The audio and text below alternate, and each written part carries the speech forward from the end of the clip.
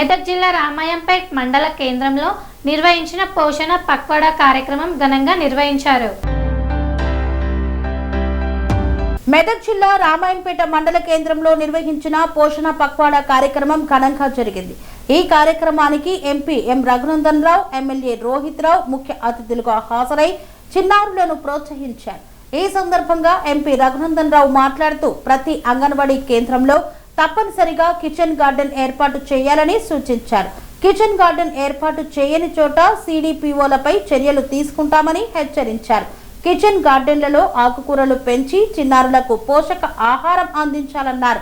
అలాగే ప్లాస్టిక్ నిర్మూలనపై అంగన్వాడీ కేంద్రాల నుండే అవగాహన కల్పించాలని, విద్యార్థుల్లో చిన్ననాటి నుండే పర్యావరణ పరిరక్షణ భావన పెంపొందించాలని పేర్కొన్నారు.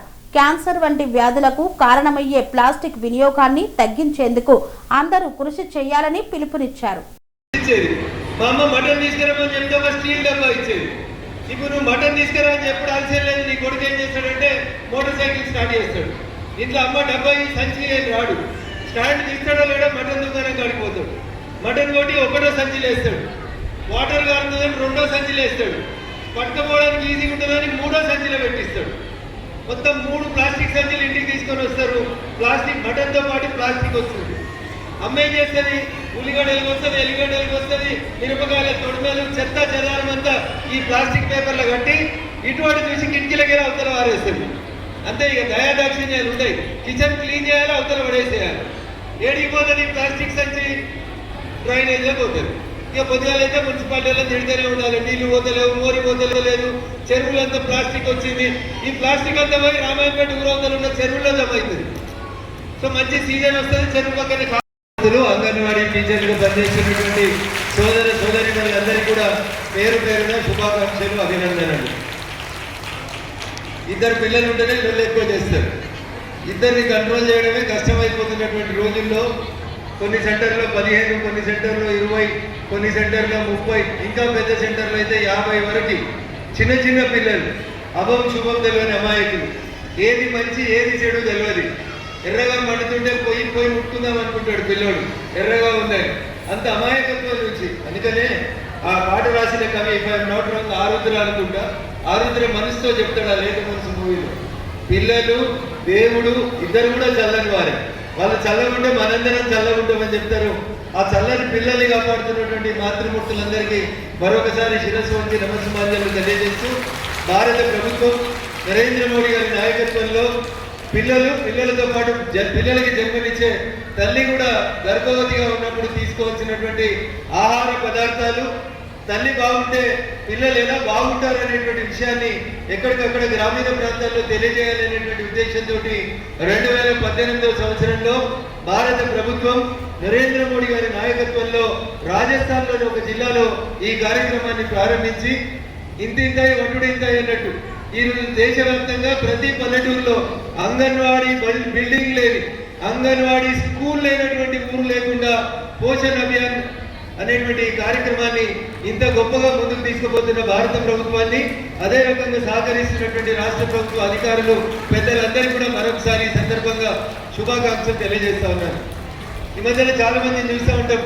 పట్నంలో మా దగ్గరకు వచ్చి, సార్ ఎల్కేజీ అడ్మిషన్ దొరకలేదు, మేము ఫీజు ఎంతైనా కడతాం, మాకు జర ఏసీ స్కూలు, ఏసీ బస్సు, ఏసీలో పనిచేసేటువంటి వాతావరణం ఉన్న స్కూల్ కావాలని చాలా మంది రికమెండేషన్కి వస్తారు. దేనికి? నర్సరీ అంటారు, పీపీ అంటారు, PP1, PP2, ఎల్కేజీ, యూకేజీ పేర్లు మారుతుంటాయి. ప్లే స్కూల్ అని పేర్లు మారుతాయి. ఫీజు ఎంత అంటే 2 లక్షలు, 3 లక్షలు, 5 లక్షలు అనేటువంటి గొప్ప కాన్సెప్ట్ తోటి పోటీపడి ఒకళ్ళు కాదని ఒకళ్ళు చిన్న చిన్న 4 డబ్బాల రూపంలో నడిపిస్తారు. కానీ దానికి భిన్నంగా మా అంగన్వాడీ టీచర్లు ఇటీవల కాలంలో దాదాపు అన్ని అంగన్వాడీలు సొంత భవనాల వైపు అడుగులేస్తా ఉన్నాయి. భారత ప్రభుత్వం ప్రతి ఊరిలో అంగన్వాడీ భవనం కట్టుకోవడానికి NREGS కింద ఉపాధి హామీ పథకం కింద సర్పంచులందరి సహకారంతో ఎక్కడికక్కడ అంగన్వాడీ భవనాలు కట్టేటువంటి కార్యక్రమానికి భారత ప్రభుత్వం శ్రీకారం చుట్టింది. నేను ఇందాకటి పోతా ఉంటే కొన్ని ఆకుకూరలు కనబడ్డాయి నాకు. ఎప్పుడో నేను చిన్నప్పుడు మా నాన్నమ్మ వండి పెట్టేది మాకు.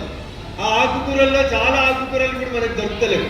అందుకని నేను 2 మా అంగన్వాడీ టీచర్లకు విజ్ఞప్తులు. ఎందుకంటే తల్లి ఆ భూమికి ఎంత ఓపుకుందో మీకు కూడా అంత ఓపుకుంది కాబట్టి మీరు అంగన్వాడీ నడపగలుగుతున్నారు. లేకపోతే 10-15 మంది ఆ చిన్న చిన్న పిల్లల్ని సంఘటితం చేసి ఒక నేను బీఈడీ చేసినప్పుడు మా టీచర్లు చెప్పినారు, ప్రొఫెసర్లు, అరే నువ్వు ఎంత చదువు చెప్పినా రాదుకుంటుంది పిల్లలకి, వాళ్ళకి ఆ పని చేపిస్తూ నువ్వు చదువు నేర్పించినావు. లెర్నింగ్ బై డూయింగ్ అనే ప్రాసెస్లో మీరు ముందుకు పోతే పిల్లలు జీవితకాలం గుర్తుపెట్టుకుంటారా బాబు అని చెప్పి చదువును ఎట్లా మార్చాలని చెప్పిండ్రు. మా అంగన్వాడీ టీచర్లు వాళ్ళ విద్యార్థులు ఏర్పాటు చేసినటువంటి స్టాల్స్ని చూస్తుంటే మాకు ఎప్పుడో బీఈడీ చదువుకున్నప్పుడు మా టీచర్లు చెప్పిన లెర్నింగ్ బై డూయింగ్ అనేటువంటి పదం గుర్తొస్తూ ఉంటుంది. కాబట్టి మా అంగన్వాడీ టీచర్లకు విజ్ఞప్తి, మేము వచ్చినప్పుడు మాకు చూపించడానికి కాదు మీరు పెట్టాల్సిన ఆకుకూరలు. మీ ప్రతి అంగన్వాడీ సెంటర్లో ఖచ్చితంగా కిచెన్ గార్డెన్ ఉండాలి. సిడిపిఓ గారు ఇక్కడికి వచ్చినటువంటి 4 యూనిట్ల సిడిపిఓలకి నాదొక విజ్ఞప్తి, జూన్ 1 నుంచి ఖచ్చితంగా అన్ని రకాలైనటువంటి ఆకుకూరల్ని మీ అంగన్వాడీ ప్రిన్సిస్లో పెంచాలి. ఒకవేళ ఎప్పుడైనా మేము సడన్ ఇన్స్పెక్షన్కి మీ అంగన్వాడీకి వచ్చినప్పుడు అక్కడ కిచెన్ గార్డెన్ లేకుండా అక్కడ మీరు ఇక్కడ డిస్ప్లేలో చూపించినటువంటి ఆకుకూరల మొక్కలు అక్కడ కనబడకుండా ఖచ్చితంగా మీ సిడిపిఓ గారి మీదనే చర్య తీసుకుంటాం. ఎందుకంటే మిమ్మల్ని అందరినీ గార్డెన్లో పెట్టాల్సింది, మీకు అందరికీ కిచెన్ గార్డెన్ పెట్టాల్సిందిగా ప్రతి ఒక్కరికి ఇన్స్ట్రక్షన్స్ ఇచ్చి మీ అంగన్వాడీని పరిశీలించి అవి ఉన్నాయా లేదా చూసి బాధ్యత తీసుకోవాల్సింది ఎవరంటే ఎవరైనా పోరాడు చెడిపోయింది అనుకో, ఎవరా నీకు చదువు చెప్పినాడు అంటే రూమ్లో, అంతేనా? అంటే తింటే ఎవరికి పడతాయి? నరేంద్ర తింటే ఎవరికి పడతాయి? చదువు చెప్పిన సార్కి పడతాయి. ఒకవేళ అంగన్వాడీ టీచర్లు సరిగ్గా పనిచేయలేదు అనుకో, ఎవరికి పడాలి తిట్లు? సిడిపిఓ గారికి పడాలి. అందుకని మీ సిడిపిఓ గారికి గౌరవం దక్కాలన్నా లేదా పై అధికారులతో వారికి అక్షింతలు పడాలన్నా అది ఎవరి చేతులు ఉండాలి? దాని చేతులు ఉంటే మీ చేతుల్లో ఉంది అనుగ్రహం చేతులు ఎత్తురు, మా చేతిలో లేదు, అంత మా సిడిపిఓ గారి కర్మ. అంటే స్కూళ్ళలోనే కాదు, స్కూల్లో పిల్లల్ని ఎంత గొప్పగా చూసుకుంటున్నారో ముందు మీ కుటుంబాన్ని కూడా మీరు అంతే చూసుకోవాల్సినటువంటి అవసరం ఉంటుంది. అందుకని ఏ రకంగానైతే మీరు మీ అంగన్వాడీ సెంటర్లలో ఆకుకూరలు ఆర్గానిక్ ఫుడ్ మెటీరియల్కి ఎట్లయితే ఇంపార్టెన్స్ ఇస్తా ఉన్నారో, భావి భారతం అంతా కూడా మీరు గుర్తుపెట్టుకోండి, ప్రపంచం అంతా కూడా గుర్తుపెట్టుకోవాల్సింది 2 విషయాలు. ఒకటి, మేము ప్లాస్టిక్ వాడమనేది ఖచ్చితంగా మా అంగన్వాడీ టీచర్లు అందరూ కూడా ప్రమాణం చేయాలి. మా అంగన్వాడీ సెంటర్లో ఎట్టి పరిస్థితులలో ప్లాస్టిక్ పేపర్లు ప్లాస్టిక్ని ఎట్టి పరిస్థితులలో మా అంగన్వాడీలకు రానియమని చెప్పి ముందు మీరు ప్రమాణం చేయాలి. దానికి బాధ్యత తీసుకోవాల్సింది మా సిడిపిఓ గారు. ఎందుకంటే మంచినీళ్ళ బాటిల్ పెట్టింది మా సిడిపిఓ గారు. ఏం పెట్టింది అప్పుడే ప్లాస్టిక్ బాటిల్ పెట్టింది. దాంట్లో ఈ ఫంక్షన్ హాల్లో మీటింగ్ అయిపోగానే ఇవన్నీ ఊడ్చి ఆ గోడ బయట వారేసిపోతాడు. ఎందుకంటే ఆయన కాంపౌండ్ హాల్ లోపల మంచిగా ఉండాలి, గోడ బయట ఏముందనేది మున్సిపాలిటీ వాళ్ళు చూసుకుంటారు అనుకుంటారు. అట్లా అంతేనా? కాదా? డౌట్ ఉందా ఏమన్నా? మేము చిన్న ఉన్నప్పుడు ఇంగ్లీష్ మీడియం నర్సరీలు, కేజీలు, ఎల్కేజీలు, కేజీలలో డబ్బులు పోసి లక్షలను చదివిస్తే కాన్వెంట్లో ఏ రకమైనటువంటి చదువు దొరుకుతుందో అంతకంటే గొప్ప చదువు అందిస్తున్నటువంటి గ్రామీణ ప్రాంతాల్లోనే ఏ బిడ్డ ఏ గ్రామంలో పుడితే ఆ గ్రామంలోనే ఆ గ్రామానికి సేవ చేస్తున్నటువంటి ముఖ్యంగా మా మాతృమూర్తులు అంగన్వాడీ టీచర్లు పనిచేస్తున్నటువంటి చేసుకోండి. మంచిగా గట్టిగా గడ్డపాలు లేకుంటాడు మనిషి. క్యాన్సర్ వచ్చిందని విన్నాక ఏడాది 2 ఏళ్ళ ఎంత గట్టిగా ఉన్నాడు కానీ వికెట్ క్లియర్గా పోతా ఉంది. అంటే క్యాన్సర్ అనే మహమ్మారి మీ ఇంట్లోకి వచ్చేకంటే ముందే మీరు దాన్ని ఆపాలంటే మీ అంగన్వాడీ సెంటర్, మీ ఇల్లు, మీరు మాట్లాడేటువంటి ప్రతి ప్రదేశంలో ఏం కనబడద్దు వాడడం అనేటువంటి చేతులెత్తుంది ఉంటే మీ గేట్ లోపలికి క్యాన్సర్ రాదు. మీరు ప్లాస్టిక్ వాడుకొని అన్ని ప్లాస్టిక్లోనే తెచ్చుకోండి, ఖచ్చితంగా మీ ఇంటికి క్యాన్సర్ ఇయ్యాలి. కాకపోతే ఇంకో ఏడాదికి వచ్చి తలుపు తడుతుంది.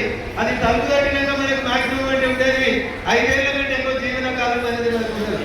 అందుకని నేను ఇవన్నీ టీచర్లకు ఎందుకు చెప్తా ఉన్నా అంటే మొక్కలు వంగని ప్రాణాయి వంగున అని చెప్తారు. మీరు చిన్నపిల్లలకి చిన్నప్పటి నుంచే మట్టి కుండ, మట్టి పాత్రలు, మట్టి వినాయక విగ్రహాలు, మట్టితో చేసినటువంటి పాత్రలకు ప్రాధాన్యత ఇవ్వండి, ప్లాస్టిక్ ని దూరంగా ఉంచండి అని మీరు చిన్న పిల్లలకి ఇప్పటి నుంచే నేర్పిస్తే వారి జీవితకాలం 60, 70, 100 ఏళ్ళు వాళ్ళు గట్టిగా నిలబడతారు. మన దేశ భావి భారత పౌరులు క్యాన్సర్ బారిన పడకుండా ఉండాలంటే మనం ప్లాస్టిక్ కి దూరంగా ఉండాలని మీకు అందరికీ కూడా సవినయంగా విజ్ఞప్తి చేస్తూ, మా అంగన్వాడీ టీచర్లు చదువుకి ఎంత ప్రామినెన్స్ ఇస్తుందో, కిచెన్ గార్డెన్కి ఎంత ప్రామినెన్స్ ఇస్తుందో అంతే గొప్పగా పిల్లలకి మంచి పద్ధతులు, మంచి భవిష్యత్తుని నేర్పించాల్సిందిగా మీ అందరికీ కూడా సవినయంగా విజ్ఞప్తి చేస్తా ఉన్నా. పోషణ్ పక్వాడ అభియాన్ కార్యక్రమంలో భాగంగా కొన్ని కాగితాలు పెట్టింది మా అమ్మట. ఈ కాగితాలలో పాయింట్ రాసింది మీ సిడిపిఓ గారు. ఏం రాసిందంటే రోజు 1 గంట సేపు పిల్లలు సెల్ ఫోన్ కి దూరంగా ఉండాలంట. నేను అంటున్నా గంట కూడా సెల్ ఫోన్ ఇవ్వదు పిల్లలకి అనేది నా తీర్మానం. దీంతో దయచేసి మీరందరూ ఏకీభవించాలి. 24 గంటల్లో గంట లేకపోతే అట్లే పిల్లోడు అట్లే అలవాటు పడిపోతుంటాడు. ఇక రోజు సెల్ ఫోన్ లేకపోతే ఏం పని చేయలేడు. పాపం మేడం వంట ఉండాలి కాబట్టి పిల్లగాడు అంటున్నాను సెల్ ఫోన్ పట్టుకొని ఆడుకోబెట్టాలి, సెల్ ఫోన్ ఇచ్చి మేడం పనిలో మేడం పోతాము చేయలేడు. ఇక మూడోది మనం గుర్తుపెట్టుకోవాల్సింది, చిన్నప్పుడు మేమంతా చాలా రకాలైనటువంటి గ్రామీణ క్రీడలు ఆడేటోళ్ళం. ఇప్పుడు ఎవరికైనా తొక్కుడు పిల్ల, చారుపత్త ఇట్లాంటి ఆటలు ఆడినట్టు కాదు, సిరోగోనే ఈ విని మర్చిపోయింటారు బహుశా. చిన్నప్పుడు మేమంతా కూడా గ్రౌండ్లో పోయేటోళ్ళం. పొద్దుగాలు లేస్తే మాకు సాయంత్రం స్కూల్లో చివరి పీరియడ్ 4 to 5 ఎవరున్నా లేకుండా ఖోఖో ఆడిపించో, కబడ్డీ ఆడిపించో, వాలీబాల్ ఆడిపించో ఇంత గ్రౌండ్ ఉంటుండే. ఇప్పుడు అవన్నీ ఏం కనబడతలేదు. ఏం కనబడుతున్నాయి? రామాయణపేటలో, సిద్దిపేటలో కూడా ఏసీ క్లాస్ రూమ్కి వచ్చేటువంటి పరిస్థితి వస్తుంది. ఏసీ దేనికి మంచిది కాదు, ఏసీ అన్నింటికీ హానికరమైంది. కాబట్టి దయచేసి పిల్లల్ని డైరెక్ట్ సన్లైట్ ఉంచేటట్టు ప్రయత్నం చేయండి. హాస్పిటల్ పోతే పిల్లలకి డి విటమిన్ తక్కువ ఉంది, 2 గోళీలు వేయండి, 2 ఇంజక్షన్లు వేయండి. ఈ ఏజ్కి వచ్చిన తర్వాత అంటే కొంచెం టీనేజ్ దాటి కొంచెం పెద్దగా వచ్చిన తర్వాత రక్తం లెవెల్ తక్కువ ఉంది, ఎనీమియా వచ్చింది అంతే B12 ఇస్తుంది డాక్టర్. ఇవి రాకుండా ఈ కష్టాల బారిన ఆడపిల్లలు పడకుండా ఉండాలంటే ఏం తినాలి, ఏం తినకూడదు అనేది మీరు ఆలోచించి పిల్లలకు నేర్పించాలి. బేకరీ ఉందా రామాయణపేటలో? అనేటువంటి వంటలు మందైపోయాయి. అందుకని దయచేసి చిన్నప్పటి నుంచే ఆ నువ్వుల ముద్దలు, వెనుకడికి నాయనమ్మలు చేసిన సకినాలు, గారెలు, గ్రామీణ ప్రాంతాల్లో ఉండేటువంటి వంటల్ని దయచేసి ఎంకరేజ్ చేయమని చెప్పి మీ అందరూ కూడా విజ్ఞప్తి చేస్తూ, no to cell phones, no to plastic, yes to playground, no to junk food. ఆకుకూరలు, కాయగూరలు అన్నింటినీ కూడా వీటిని మన దైనందినటువంటి జీవితంలో భాగస్వామ్యం చేసుకోవాలని మీ అందరికీ కూడా విజ్ఞప్తి చేస్తూ, మేము ఎంతోగా గిద్దే తల్లి కొద్దిగా ఆకుకూర వండాలా, తోటకూర వండాలా, బచ్చల కూర వండాలా, పొనుగడ్డి కూర వండాలా అనేది మీరే. కాబట్టి మేము మంచిగా బతకాలంటే, మేము చల్లగా ఉండాలంటే మా మాతృమూర్తులు, మా అక్క చెల్లెలందరూ చల్లగా ఉండాలి. మీరు చల్లగా ఉండాలంటే మీ ఇంటి యొక్క పెరడు చల్లగా ఉండాలి. అంతేనా? ఒక అనుభవం వచ్చింది, ప్రపంచం మొత్తానికి కూడా ఒక అనుభవం వచ్చింది. అనుకోకుండా ఒక ఉపద్రవం వచ్చింది 2020లో భారతదేశానికి, ప్రపంచానికి. ఏంటిది? చైనాలో, అమెరికాలో, వేరే దేశాలలో తెల్ల కాగితాలలో, ప్లాస్టిక్ పేపర్లలో చుట్టి రోడ్డు పక్కన నూకేది డెడ్ బాడీస్. లక్షల సంఖ్యలో మన పడి చచ్చిపోయింది జనాలు. కానీ భారతదేశంలో చాలా మంది అనుకున్నారు వేరే దేశాల్లో వీళ్ళు చేయగడుకోరు. చెడు పోపులలో మనందరినీ కాపాడి ఏం వేసుకుంటాం మనం? అల్లం గట్టిగా వేస్తాం, ఎల్లిపాయలు వేస్తాం, ఉల్లిపాయలు, పసుపు, ధనియాలు. ఇలా కషాయం తాగినా, ఇంకోటి తాగినా, ప్రపంచానికి ఇంకొకటి నేర్పించిన ఇవన్నీ మన తాతల నుంచి, తల్లిదండ్రుల నుంచి కిచెన్లు ఉన్నాయి కాబట్టి ఇవన్నీ మనల్ని కాపాడే.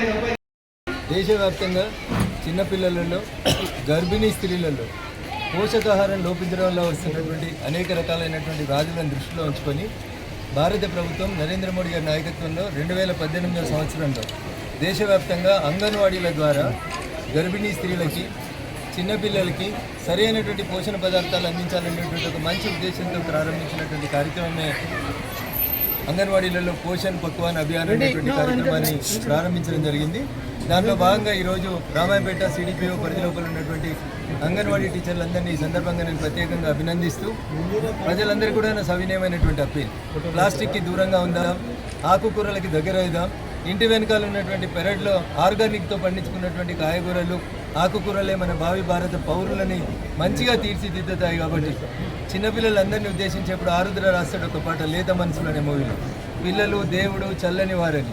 ఆ భావితరాల్ని కాపాడాలంటే ప్లాస్టిక్ దూరంగా ఉందాం, మొక్కల్ని నాటుదాం, కూరగాయలలో ఆకుకూరల్ని జోడించి భావి భారత పౌరుల్ని మంచిగా తీర్చిదిద్దుదామని ఈ సందర్భంగా తెలియజేస్తూ, మా ఆదివాసీ బిడ్డలు గొప్పగా నృత్య ప్రదర్శన చేసిండ్రు. ఆ తల్లులందరూ కూడా ప్రత్యేకమైన సెరెనిటీ మోడల్ హై స్కూల్ విద్యార్థులకు అమ్మఒడి, సామాన్యులకు అందుబాటులో ఉన్న బడి సెరెనిటీ. మేడ్చల్ జిల్లాలో మేటిగా నిలిచి సాటిలేని ఫలితాలను సాధిస్తున్న నంబర్ 1 స్కూల్ సెరెనిటీ. మా ప్రత్యేకతలు: ప్రతి విద్యార్థి పట్ల వ్యక్తిగత శ్రద్ధ, activity based learning and digital classrooms, computer lab, 100% ఫలితాలు, sports and cultural activities, yoga, abacus మరియు Vedic maths education. Please visit Serenity Model High School, Nagaram. Admissions are in progress. Call 040-271-46899 and 040-271-48699.